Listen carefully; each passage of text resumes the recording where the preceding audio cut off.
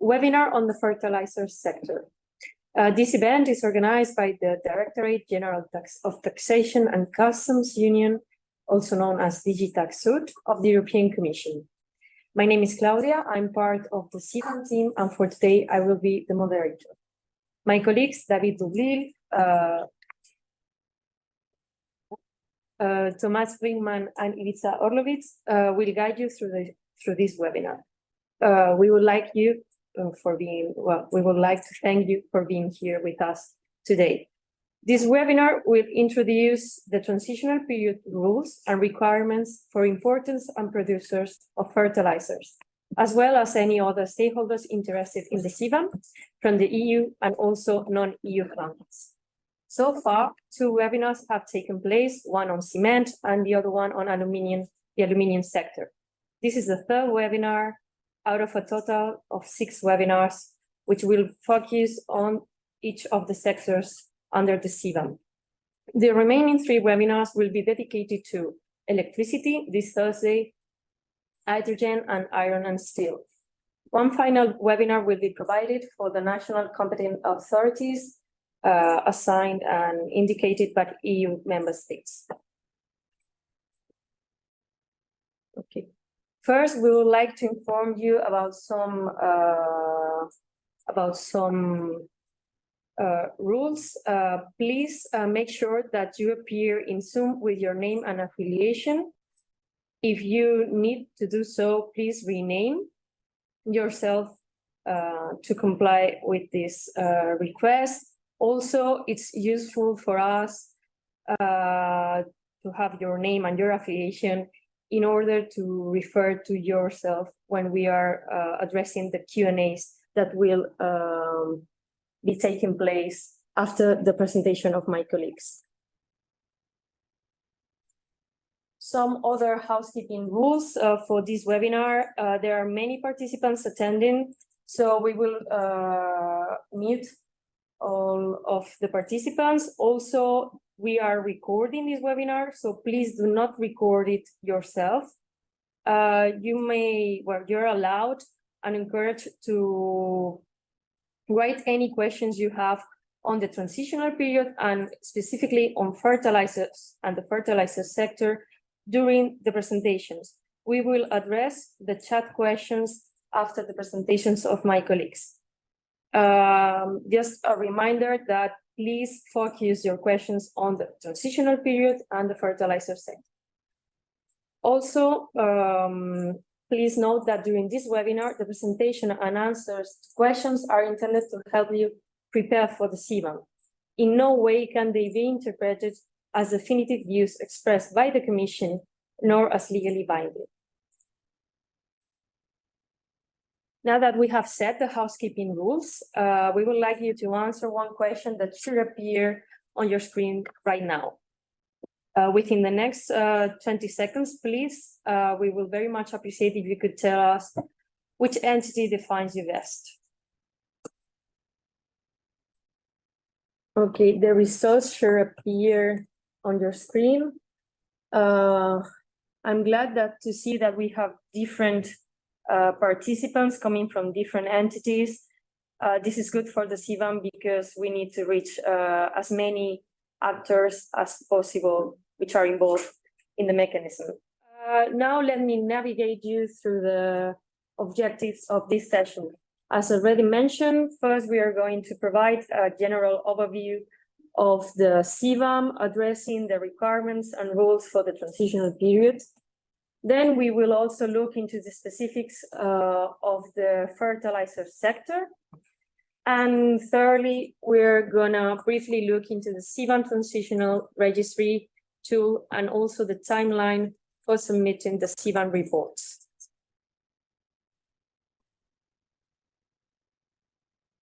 Now it is my pleasure to introduce my colleague, David Dublil, who will take care of presenting and navigating you through the general requirements and overview of the CBAM, starting with its main aim. Over to you, David. Thank you very much, Claudia. Well, just as a reminder, I think it's important to say what CBAM is and what it is for. CBAM is an instrument that complements and reinforces the EU emission trading scheme, which is the EU's carbon pricing scheme.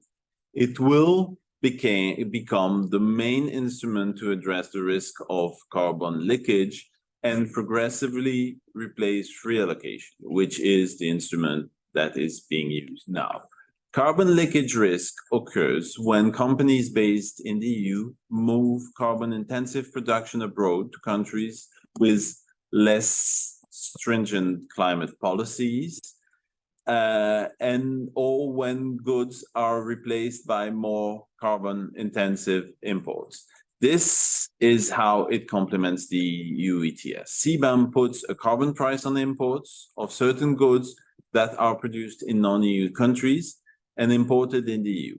And this carbon price will be calculated in order to be equivalent to the one that would have been paid if the producer of this good had produced these goods in the EU. Another objective of CBAM, which is not the main objective, but not less important, is to encourage non-EU countries and the producers to decarbonize their production processes. By doing so, the CBAM charge to be applied to the goods exported to the EU will be lowered. The CBAM regulation was adopted by the EU and officially entered into force in May 2023. The CBAM implementing regulation of 17 August 2023 will start applying in a few days from the 1st October 2023 with the transitional period. All the webinar sessions will focus on this transitional phase and on the obligation that apply during this transitional phase. Therefore, during the presentation, we will touch upon the definitive period here and there where it is relevant, but we will not discuss in detail the definitive phase of CBAM as such during the webinar. Thank you for your understanding on this point. The transitional phase is a 2-year period during which CBAM will focus on monitoring and reporting. Monitoring, because it is a learning phase for all of us, during which we will collect relevant information on carbon content of goods covered by CBAM and imported in the EU. This monitoring phase has a twofold objective: ensuring a seamless rollout of CBAM and helping us to prepare best to ensure a smooth kick-in of the definitive period as of 1st of January 2026. To this end, until 2025, the CBAM will focus on reporting. This means that importers will only have reporting obligations to comply with. They will have to report on carbon emissions of the CBAM goods they import into the EU. Importers will have to submit the CBAM reports for each quarter during the transitional period.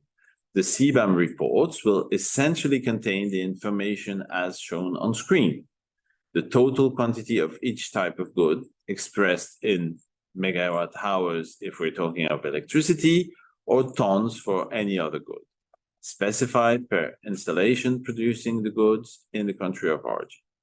The actual total embedded emissions of each type of good expressed in tons of CO2 equivalent per megawatt hour for electricity and for tons of CO2 equivalent per ton of good for other goods.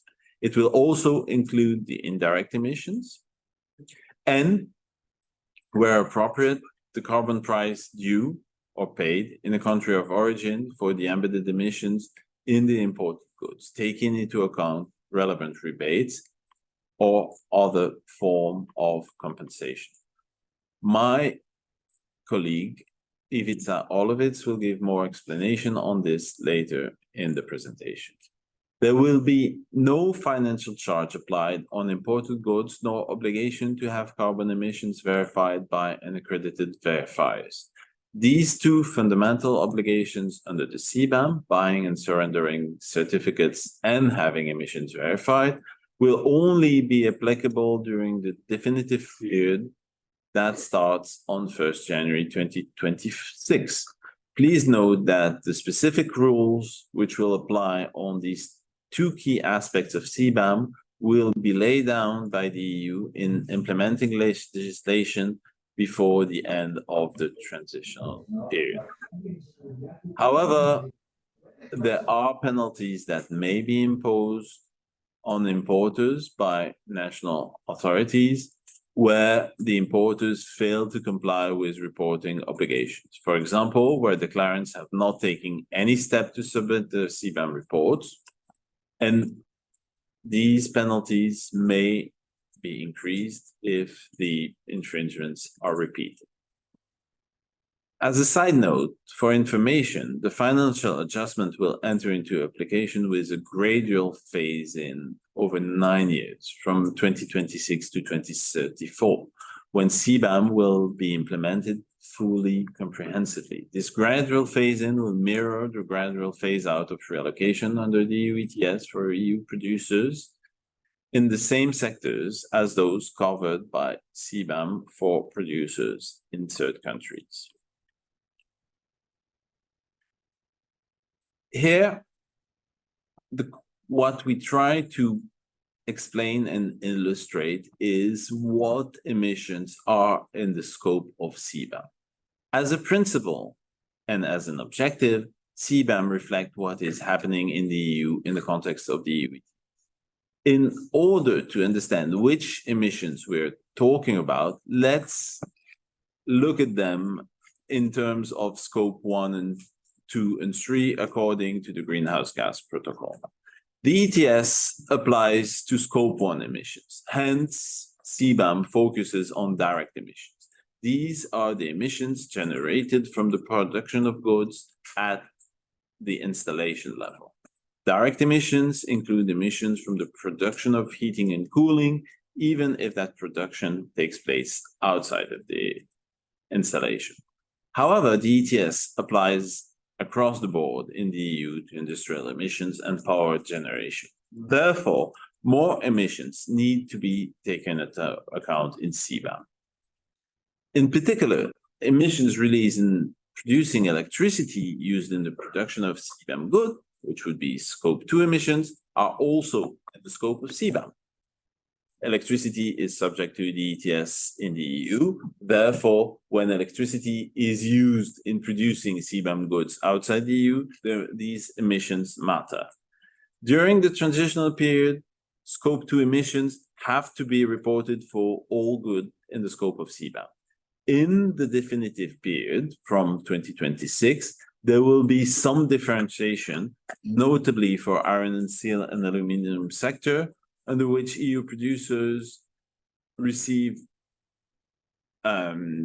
compensation for the carbon cost they pay for their electricity use, which is another mechanism in place to address the risk of carbon leakage.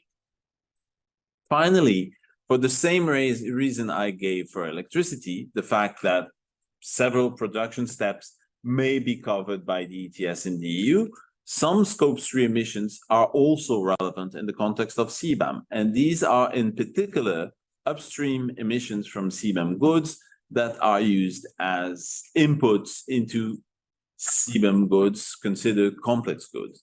These materials are also called precursors. My colleague Thomas Brinkman and Ivica Orlovitz will give further explanation on this. Other scope 3 emissions, such as downstream emissions or emissions of transport and distribution or disposal of the goods, are not in the scope of CBAM because they are not in the scope of the EU ETS. Thank you so much, David. It was very clear and a great overview. Now we will address the specificities of the fertilizer sector, and my colleague Ivica will present you the following slides. Ivica, over to you, please. Thanks, Claudia. This section will be most technical one. First, it's important to give more details and detailed description on the key terms in the CBAM. First, we have simple goods. Simple goods in case of fertilizers are phosphoric acid and potassium chloride are identified as a simple good, of course, and the complex good are goods produced from the simple or other complex goods. In meaning of production processes are parts of the installation in which chemical or physical processes are carried out to the produced goods under an aggregated goods category. Fertilizer sector, that means nitric acid, urea, ammonia, and mixed fertilizers. Regarding production routes are specified technology used in the production processes to produce goods. Aggregated goods category are the groups for which joint production processes are to be defined for the purpose of monitoring. Next slide, please. These are the relevant goods in the scope of the CBAM transitional period in the fertilizer sector.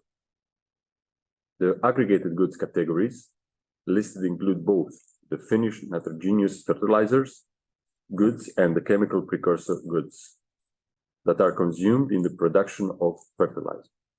Next slide. Here you can see the 5 steps to determine embedded emissions. As a first step, declarants need to define installation boundaries, the production processes and routes, which means that you need to identify the goods under CBAM scope. The installation needs to look the installations vis-a-vis the goods that are subject to the CBAM and then define the installation's boundaries, as well as the production processes. As a second step, you need to select the monitoring method for all the emissions. As a third step, you will need to ensure that further data needed for attributed emissions, like heating, cooling, electricity consumption, waste gases. As a fourth step, you will need to monitor relevant precursor material, imported quantity per installation of origin, and specific embedded emissions. Also, there's a need to determine the activity level, the amount of CBAM goods produced, and specific embedded emissions per ton. In the last step, you will need to determine embedded emissions of CBAM goods per ton, and if needed, you may use preliminary default values. Next slide.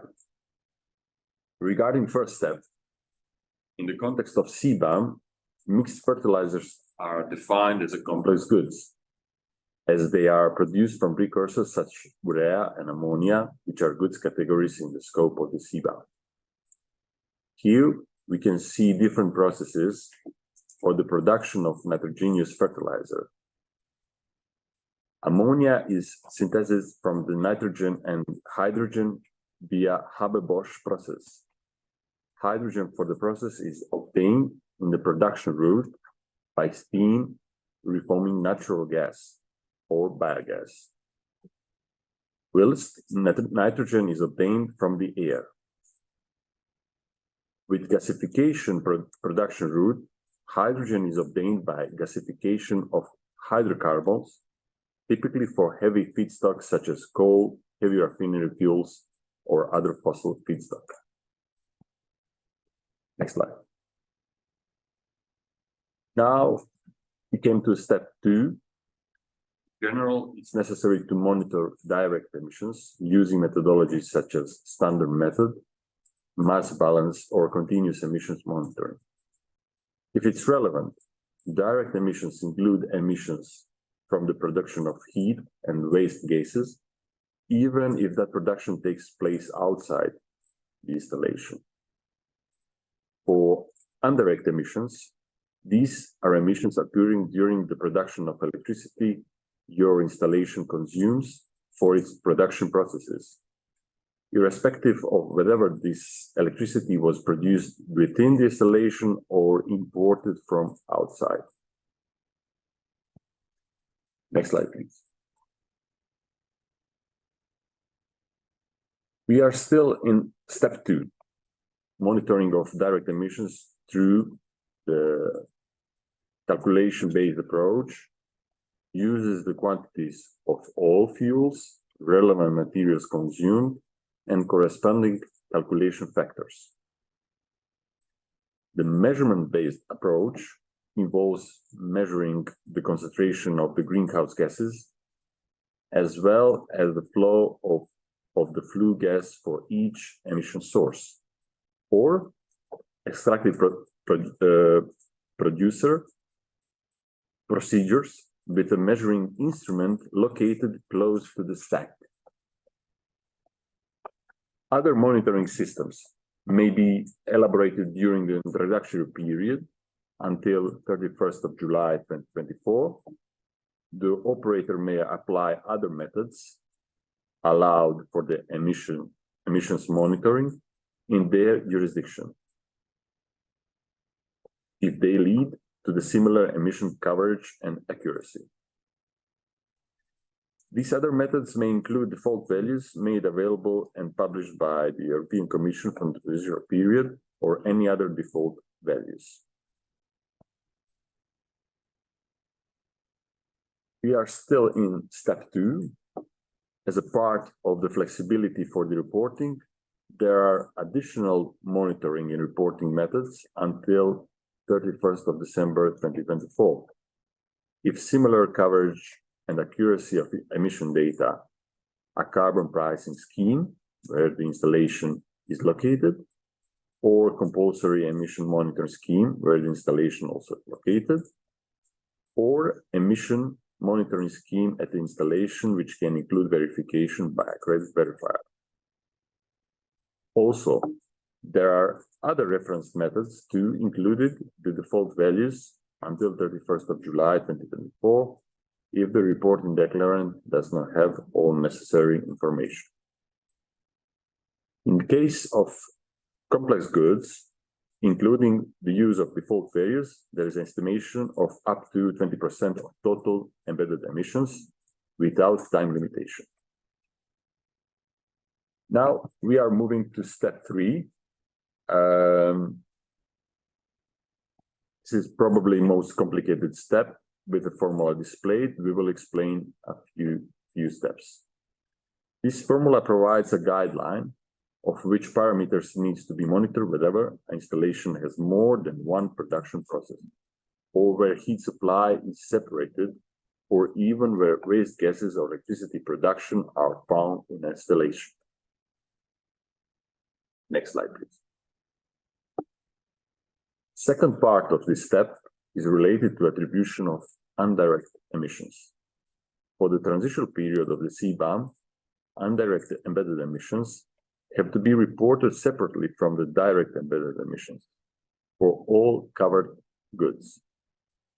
Indirect emissions of the installation or of production processes are equivalent to the emissions caused by the production of electricity consumed in the installation or production processes of the goods, respectively multiplied with the applicable emission factor for electricity.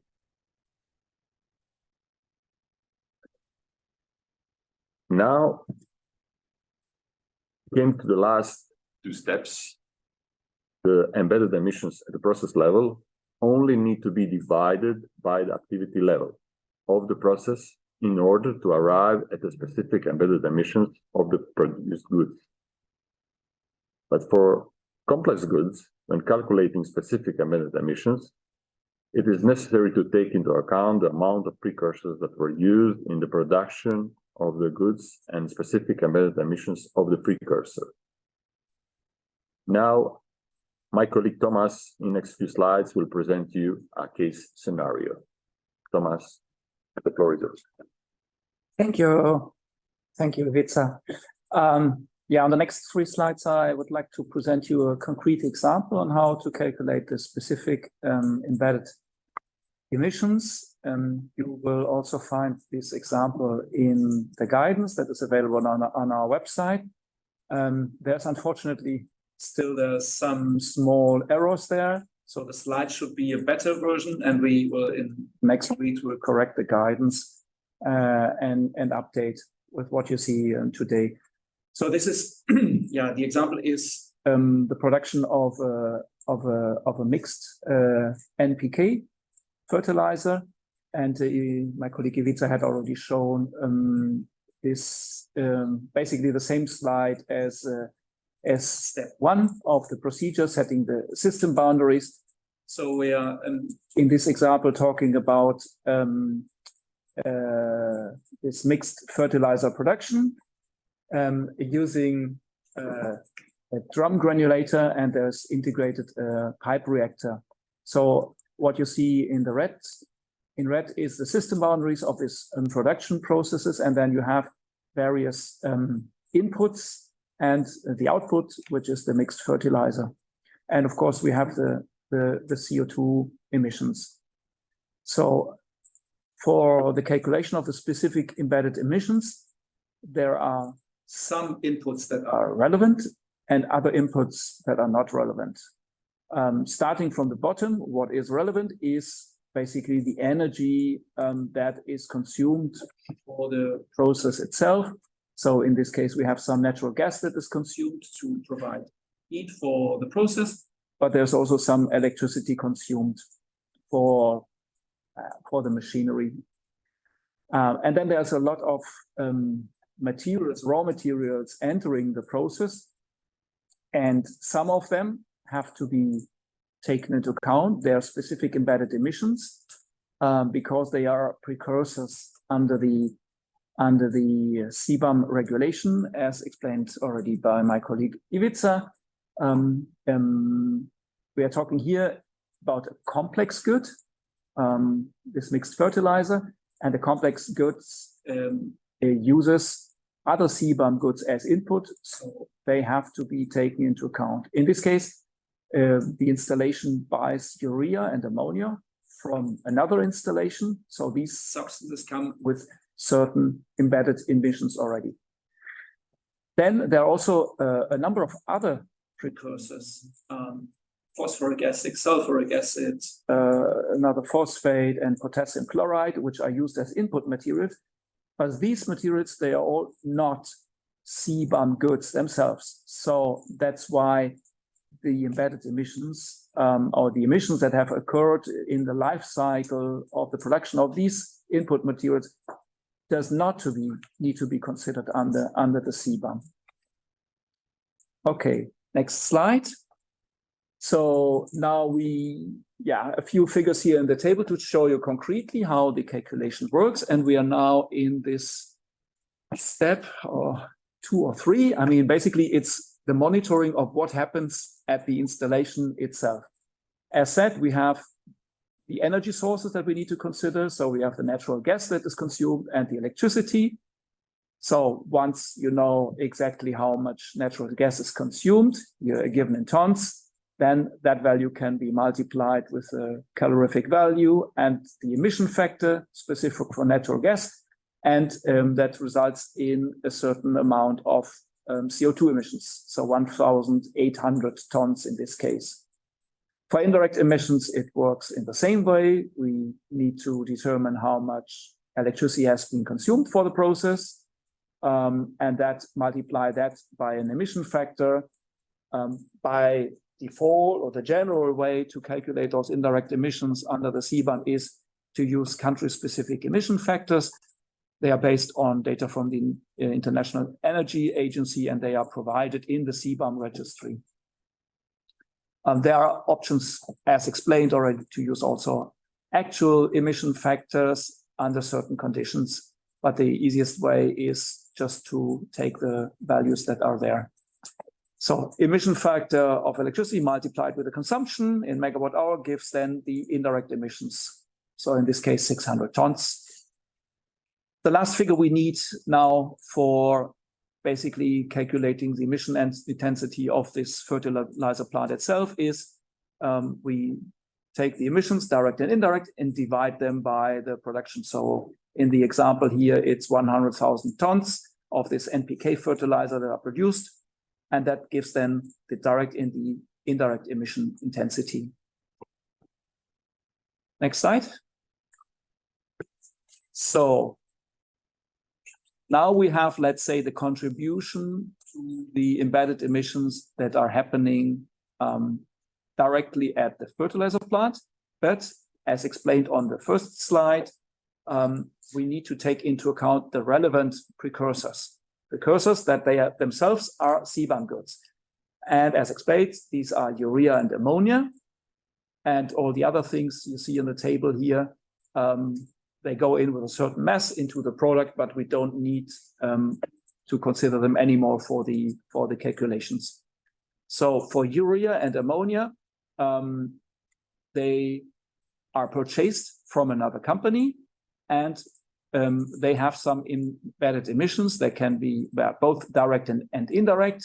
So that's given here the figures in the file. And then to determine the contribution of these precursors, we need to take the embedded emissions and multiply them with the amount of urea and ammonia that is used in the process. So to give you an example here, urea, we need for the final NPK fertilizer, in the example, 160 kilogram per ton. So that figure would need to be multiplied with the specific, the direct embedded emissions. So this factor of 0.719. And then that gives a contribution of the urea to the embedded emissions of the final product of 0.115. Okay? And that needs to be done also for the indirect, and in the same way for ammonia. So that is basically the embedded emissions of the precursors that are carried over into the final NPK fertilizer product. So once we have considered the emissions of the precursors, that was step 4 in the scheme, we need to add the numbers that we calculated on the previous slide. So basically due to the energy use, and we just sum up the 3 figures, and then we get the total specific embedded emissions for the mixed fertilizer product, and we get that both for direct and indirect emissions. That's it from my side. Thank you, Thomas, for the explanation. Thank you, Vitsa, as well. Now let's move to the third part of this webinar, in which we will introduce a detailed overview of the reporting obligations for both importers and indirect customs representatives. Over to you, David. Thank you, Claudia. Yes, there are many parties in CBAM, and here you can see an overview of the role of each stakeholder in the CBAM field. I don't think it's necessary to go into detail of each of them and each relationship, but what matters is to stress that CBAM implementation will require regular dialogue and communication between various actors. Let's take a few examples. Communication between operators of installations and importers will be key. Obviously, in order to collect relevant data on import of goods, importers will need to ask this information from those who produce the goods. Also, between customs authorities and importers. For example, customs will have to inform importers about their obligation to comply with CBAM reporting requirements. As well, CBAM being implemented at EU level, there will be a need for communication between the European Commission and competent authorities in member states.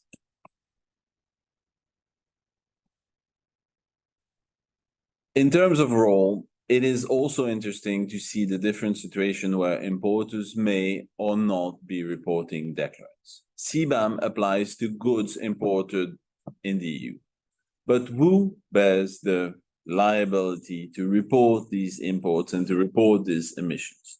During the transitional period, the reporting declarant is responsible for reporting and therefore must report on a quarterly basis the embedded emission in goods imported during a quarter of a calendar year. There are different situations for the reporting. First, let's take the case of an importer based in the EU. If the importer is based in the EU, there is a choice for the importer. Either the importer chooses to be the reporting declarant for CBAM purposes, or the importer can appoint a custom representative. If the importer is based in the EU, the importer is the person liable to CBAM related obligation unless the importer chooses an indirect customs representative who will bear the CBAM related reporting responsibility in case he agrees to do that. In any case, the reporting declarant will never be a direct customs representative.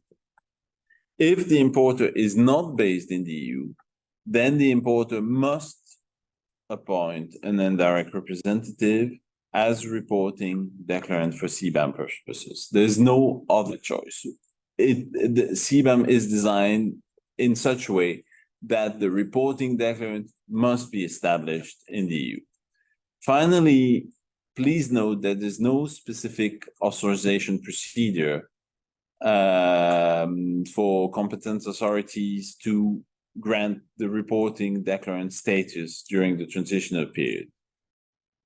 However, there will be a difference in the definitive period. From 2026, only authorized CBAM declarant will be entitled to import CBAM goods, and they will have to apply to become CBAM declarants. And the procedure to apply to become a CBAM declarant will be introduced in 2025, so ahead of the into force of the definitive regime, so that the declarant may get their authorization ahead of starting to import in 2026.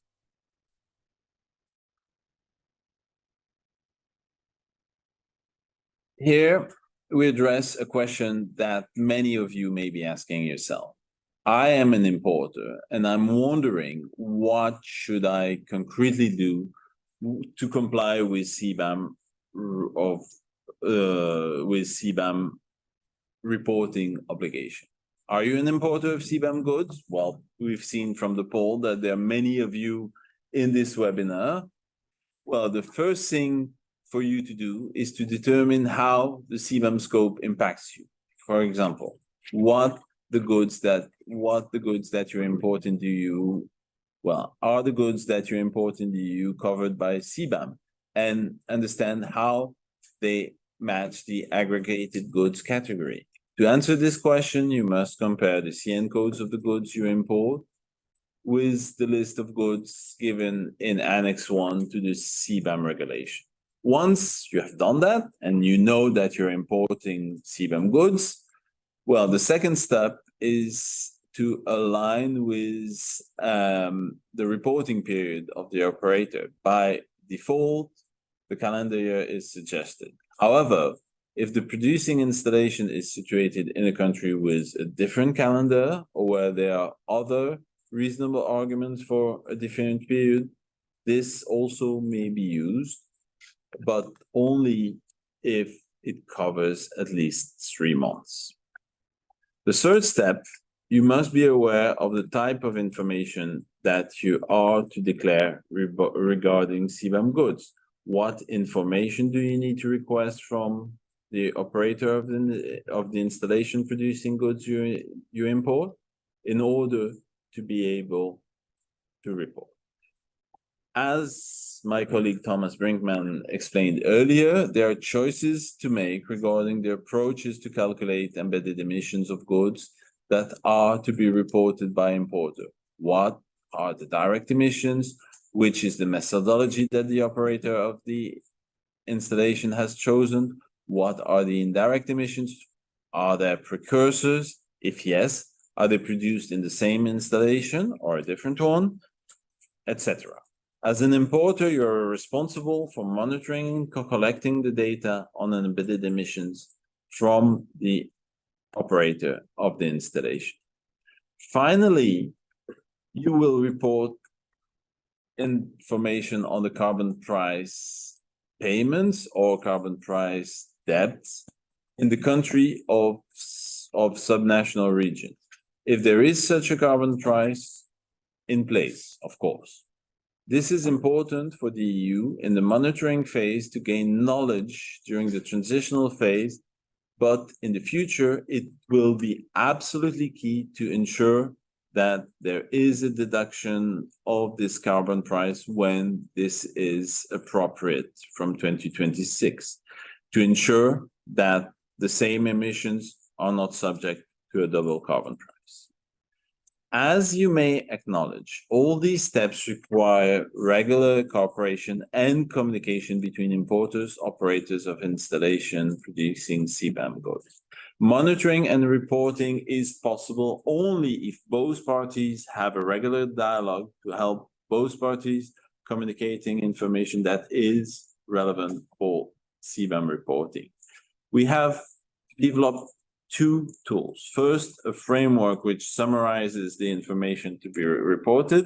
This is Annex 4 of the implementing regulation of 17th of August 2023, and a communication template which serves as a basis for importers to gather data from operators of installation. It was made available on the CBAM dedicated web page of Taxud website at the same time as the regulation. Obviously, these two tools are not mandatory for you to use. They are there to help you. But we can only encourage you to make the best use of these tools. For example, for importers which import CBAM goods into the EU from several producers located in different countries with different languages, or for producers of CBAM goods in non-EU countries exporting CBAM goods to the EU via multiple importers, having a single data communication template will make your life easier.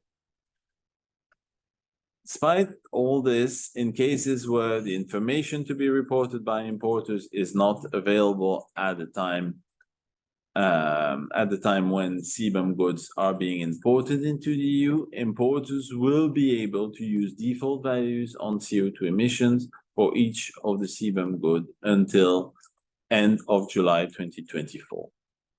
In addition, production sites outside the EU will have the possibility to register in the EU central database to communicate emission reports, but that's for later. That's for the definitive period.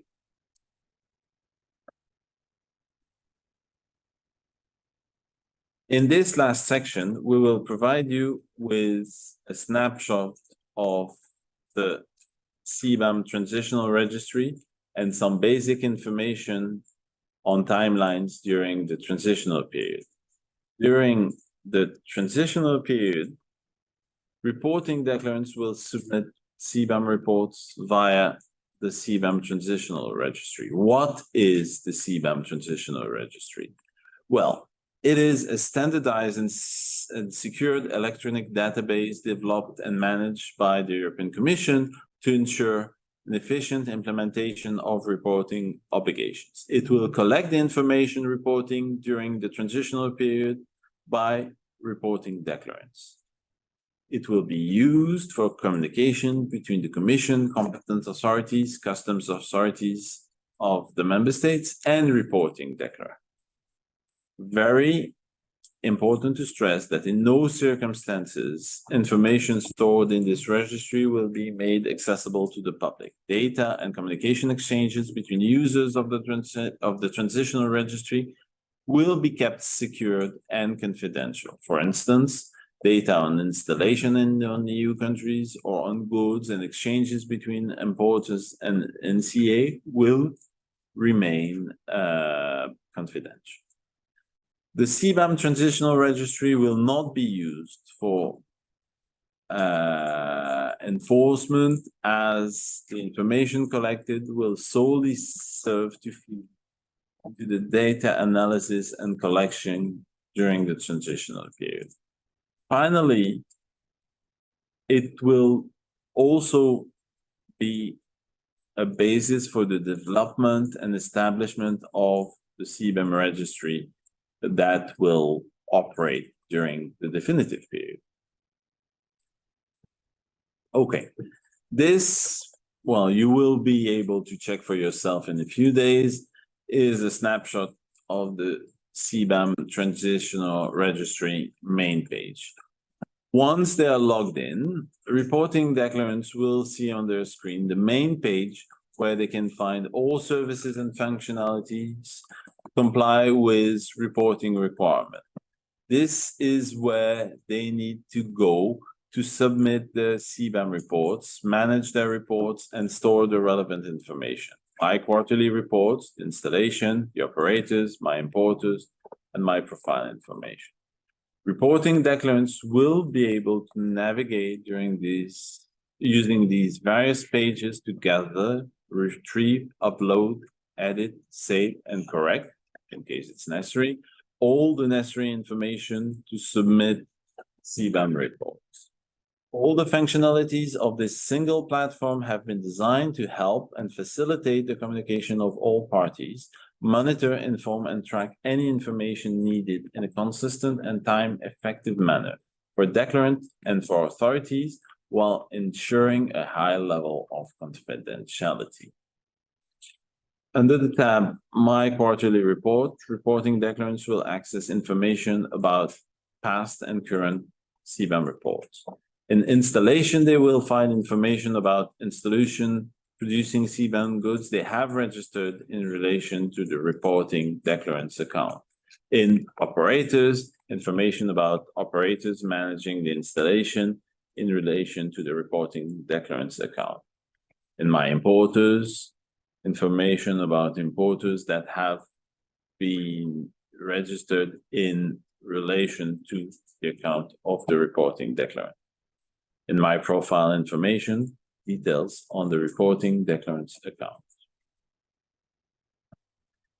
It is essential to underline the timelines of reporting requirements during the transitional and definitive period.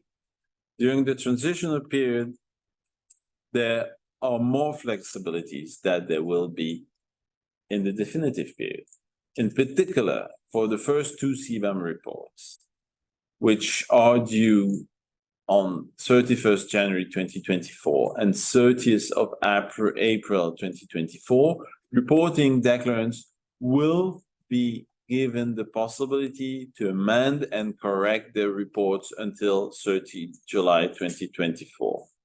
This flexibility is meant to ease the implementation of the CBAM requirements by allowing importers to correct their CBAM reports. It is clear that this first reports will be a bit more difficult to fill in, so there is more time to correct them.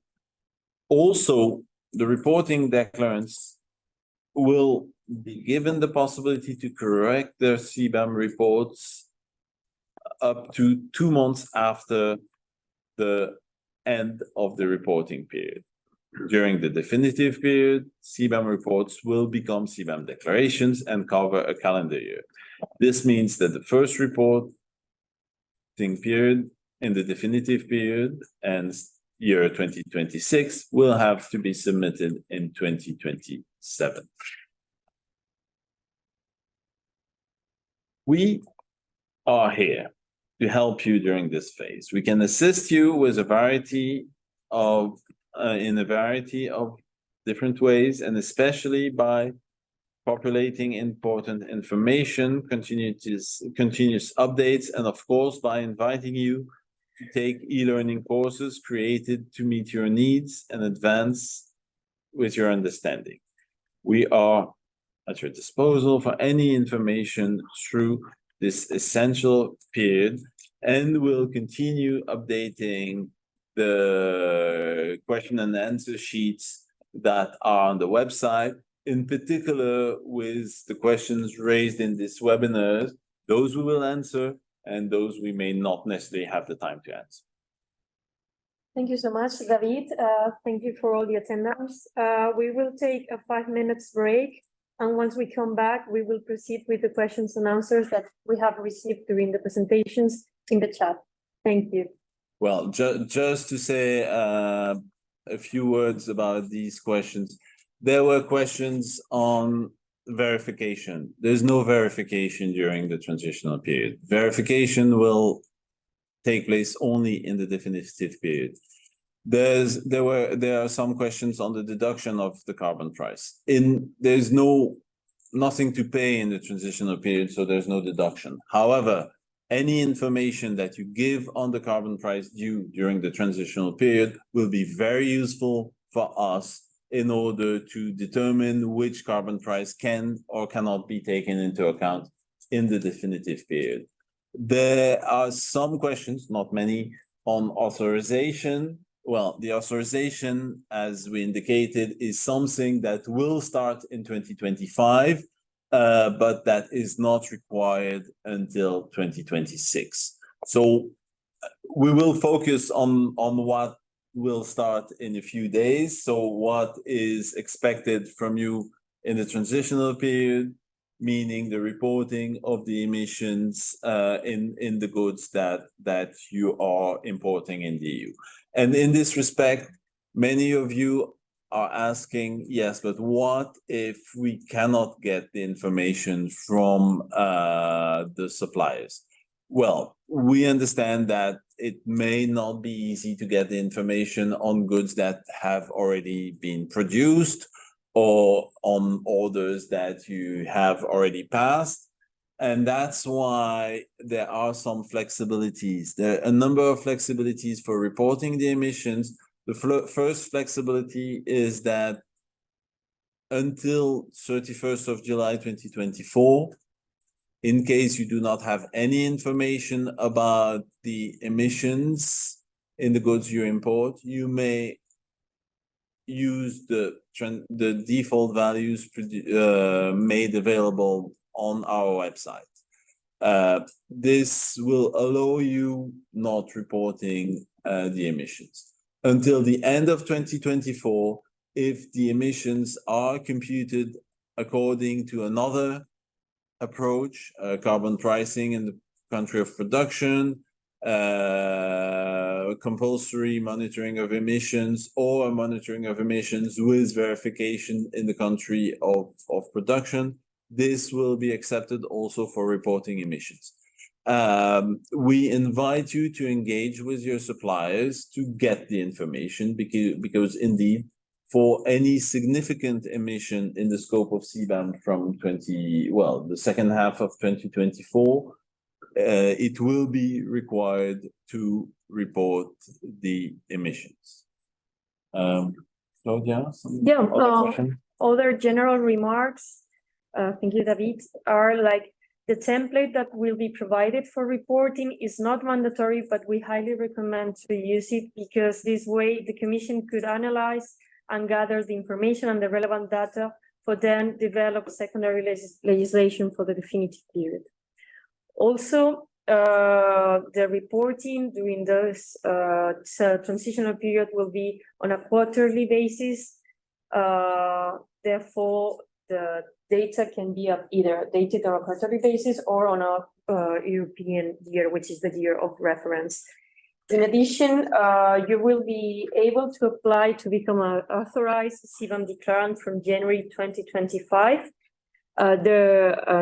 An implementing act will follow, which will be adopted by the Commission with more precise instructions and rules for that. And now more technical aspects of the questions you have put in place. Yeah.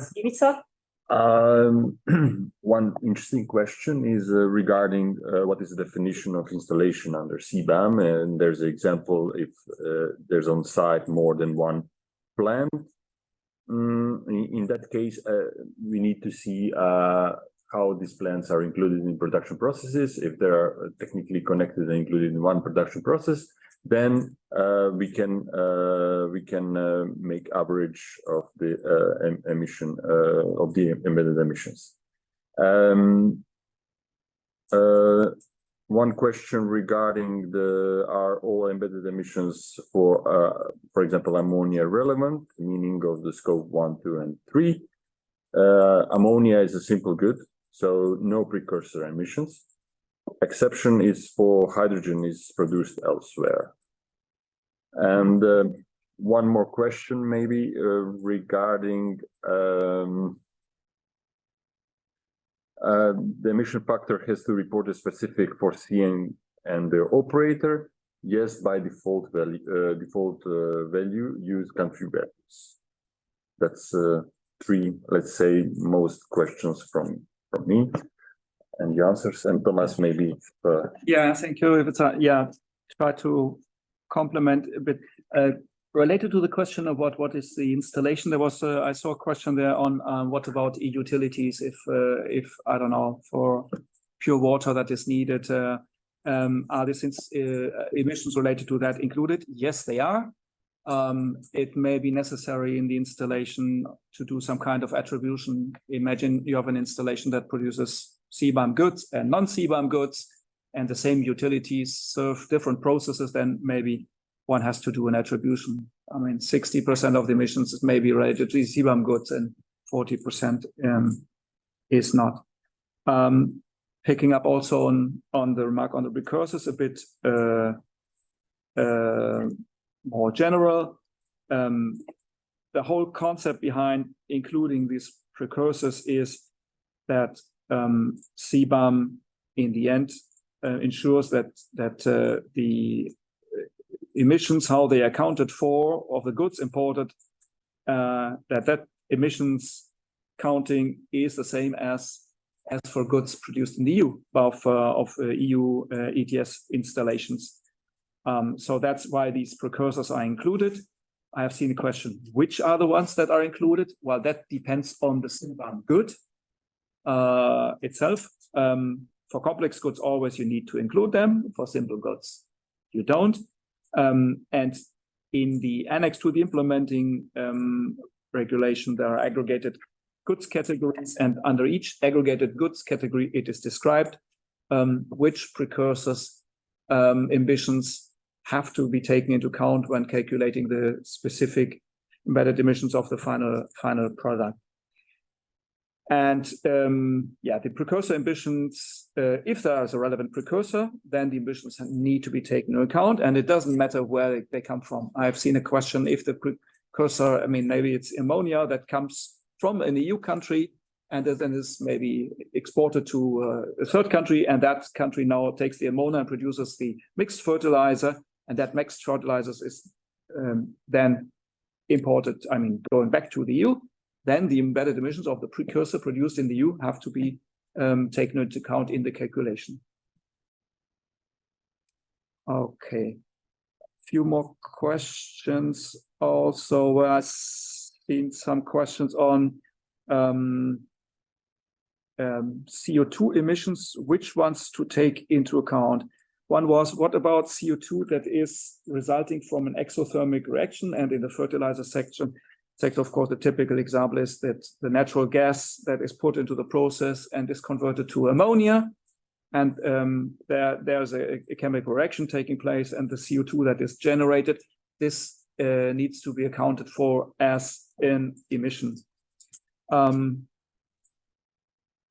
There was one very detailed question, what about CO2 that is released in the process, if it is from a material? Yes, in principle, that is to be taken into account, but the specific question was about CO2 in phosphate rock. Phosphate rock and the production of phosphate fertilizers is not under the scope of CBAM, so this CO2 is not taken into account.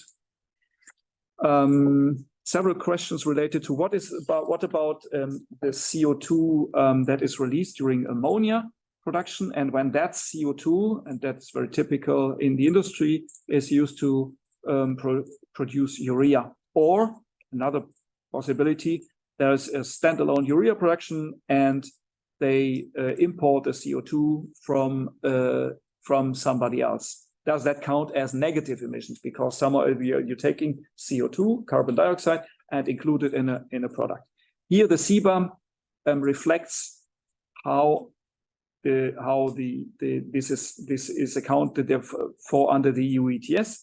So the CO2 that is generated during ammonia production counts as emission. In general, the only exception is if that CO2 is bound, I mean, is going to a permanent geologic storage site, or if, and that's the one big exception, if you produce precipitated calcium carbonate. Otherwise, that CO2 coming from ammonia production counts as emission. So including the case, and that was many questions asked around it, if the CO2 from ammonia production is used to produce urea, that counts as emission under the ammonia production. And logically from this is the CO2 that is used in urea production does not count as negative emissions. I've seen a question asking someone, can I put their negative emission in this template? No, it's just a raw material, and there's no like a carbon credit given for that. Again, this relates to how the emissions are counted for in the EU ETS. Transport emissions, inside, outside installation. Transport emissions is a scope 3. Outside the installation are not included in the CBAM. However, if you have like a conveyor belt in the installations where I mean the materials are transported from one production step to another, and while the conveyor belt is driven by electricity, the indirect emissions related to that electricity consumption are inside the scope. So this is basically, yeah, transport within the boundaries of the installation. That's included. Question on the reference here for reporting. As said, the reporting requirements are each quarter, so every time for 3 years, but the values for the embedded emissions, that can be based on actually a full year. We know that usually plants are not doing that on a monthly or quarterly basis.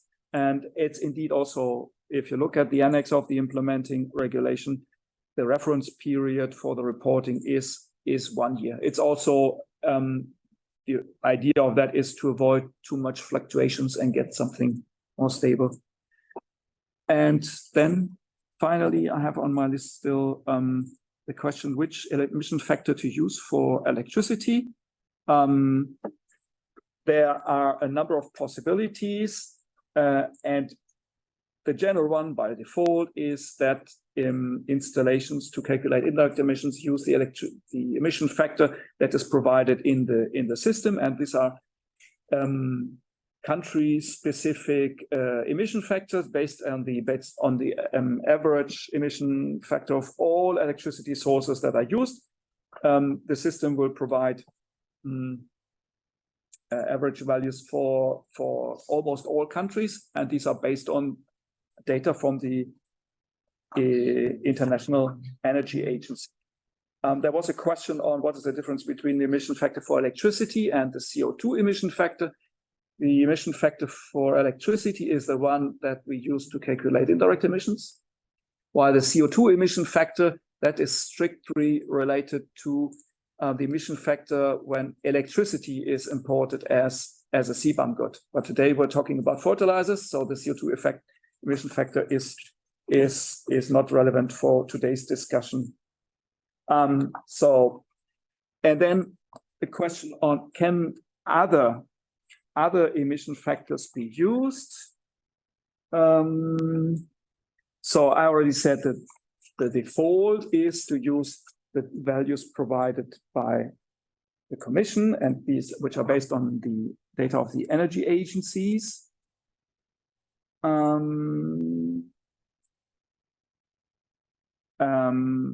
It's also possible to use other emission factors or the country of origin, provided provided that these data are publicly available, and then we would, so I think the system will ask for reference where this value come from.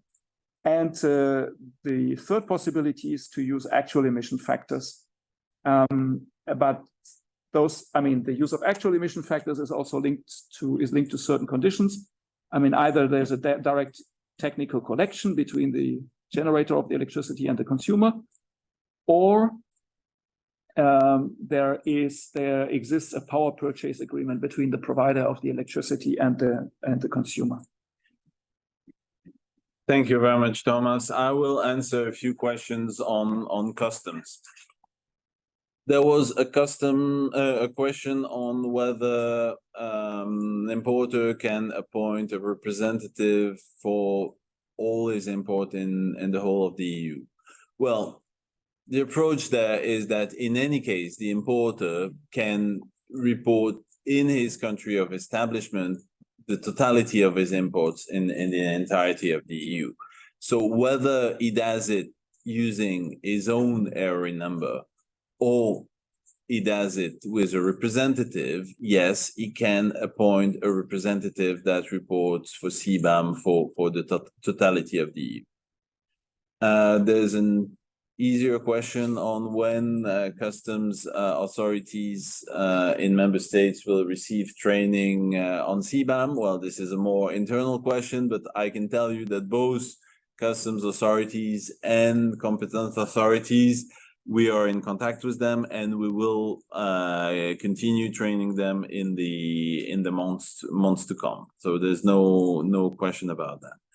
There was a question about inward processing, and here well, I'm not sure how much it applies to fertilizers, but there are two situations where CBAM goods enter in the EU and are placed under inward processing. Either the goods that come out of inward processing and are released for free circulation are CBAM goods, in which case it's the emission of these goods that need to be reported for CBAM, or the goods that enter inward processing are CBAM goods, and part of these goods are further released into the EU for free circulation, but not as CBAM goods. In that case, it is the goods, it's the emissions incorporated in the goods that have entered into the regime and then are part of the goods that go out of the regime, even if those later goods are not CBAM goods, that need to be reported for CBAM. And there was also a question about the responsibility of indirect CBAM, indirect customs declarants. The responsibility of indirect customs representative will be to report emissions in the goods for which they are reporting declarants, in case they accept this responsibility where the customers is established in the EU, and in any case where the importer they represent is not established in the EU. So these were the questions on customs. Other questions that, colleague, you recovered? Yeah, I think just a reminder that the emissions factor to be reported corresponds to each CN, to each quote. That's important to bear in mind. Also, very important for including in the transitional period that you should be registered as a declarant to be able to report emissions. Thomas, you have anything on your side? No.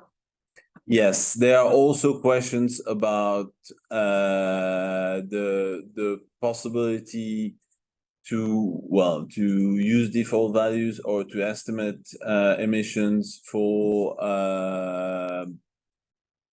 steps that contribute to less than 20% of the emissions of a final good. And that may be, that may be a precursor that plays a non-significant role in the overall emissions of a good, but that can also be the emissions of finishing steps. Imagine, let's take the example, well, that's not a fertilizer example, that's a steel example, but imagine that you're producing nuts and bolts. Well, the bulk of the emission is in producing the steel. The later emissions from transforming steel bars into nuts and bolts are likely to be under 20% of the emission of the final goods. And these can also be estimated or reported based on default values. And important to say that there's no time limitation in this 20%. Yes, the possibility to the possibility to report based on default values or to estimate emissions for 20% of the goods. This is a possibility that is open during the entirety of the transitional period. I'm turning to the colleagues to see if there are other questions in the chat that we have not answered. I don't see any for now. Fine. Well, it looks like we're a bit ahead of schedule, but if there are no more questions, okay. Yeah, there are many questions about access to the registry. First thing, as I said, the transitional registry will be launched, put online on the 1st of October. So the front page of it, everybody will be able to access to it very soon. If you want to access your own space in the registry, this may take a bit more time because this will essentially be linked to your ARE number, for which if you already have an access to the ARE system, it will just be about extending this access to the CBAM module, which will be done by the competent authority in your member state. So you probably will, well, nobody will have full access on the 1st of October, but the access will be granted progressively by the competent authorities to every declarant who asks this access. So those who already have an IT access to their ARE number, the procedure will be very simple. Those who do not have such an access, it may take a bit more time, but there's no worry. Everybody will have the access ahead of January next year, which will be the time where the reports will need to be inputted in the system. So yes, the access will be granted in time. There was another question that I had to know. Oh, was it from you? Okay. No?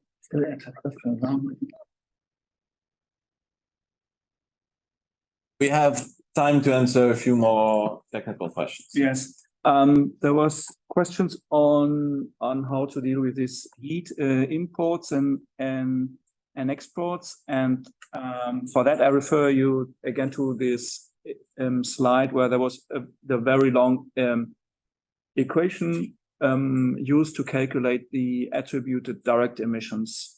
The principle is that if an installation imports heat, mostly it's in the form of steam, that the emissions that are related to that steam production are accounted for under the directly attributable emissions. This is basically to make the system fair, because otherwise it could be that the heat is, I mean, the emissions are occurring somewhere else and are not accounted for in the production of that good. And then you could have two installations treated very, very differently. But it also works in the other way around. If an installation produces surplus heat and they export it, well, then they can basically deduct the emissions, subtract the emissions related to that steam production from the attributed direct emissions. A few bit more specific questions. What about can life cycle values be used for emission factors? Well, in the implementing regulation, we make a distinction of different quality levels of how emissions are calculated. So by the lower tier or the lower quality level of emissions reporting is to use default values. And for that, the implementing regulation already provides a number of them. Ideally, an operator should, however, not just rely on default values, for example, for emission factors, but determine the values specifically for the installation.